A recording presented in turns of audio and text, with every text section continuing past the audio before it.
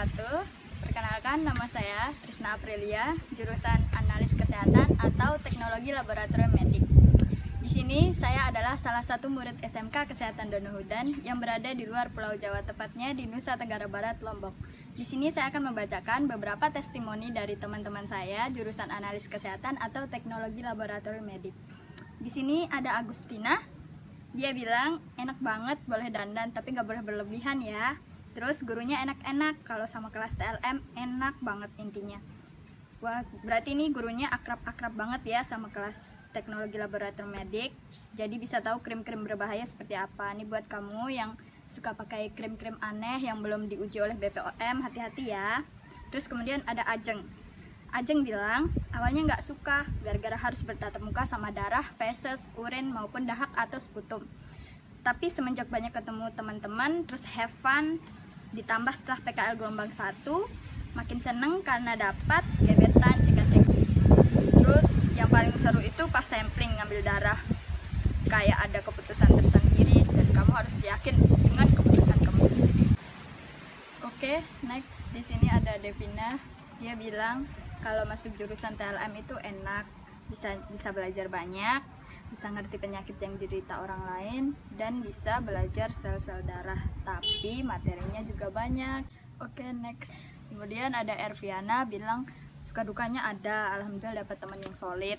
Untung milih jurusan TLM karena mantap bener. Wow, salah satu yang penting di rumah sakit karena membantu diagnosa dokter. Terus prakteknya gak susah sih, tapi kerjanya paling enak daripada yang lain. Next ada Lulu. Dia bilang awal masuk ke SMK Kesehatan sebenarnya bukan kemauan sendiri, tapi karena orang tua. Masuk jurusan TLM karena lebih penasaran sama keahliannya. Awal-awal sekolah belum benar-benar menikmati, 2-3 bulan sudah mulai nyaman.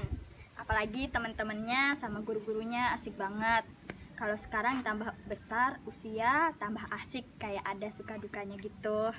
Next ada Nabila. Sama juga sih, biasa sih, nyesel pernah tapi diambil sisi positifnya karena dulu sekolah di sana tuh disuruh bapak ibu, intinya ada sisi positif dan negatifnya lah. Nah, next ada Lutfia. Sekolah di sana aslinya enak, tergantung kita sendiri yang ngejalani, apalagi yang diperoleh kita sendiri di sana belum tentu ada di sekolah lain.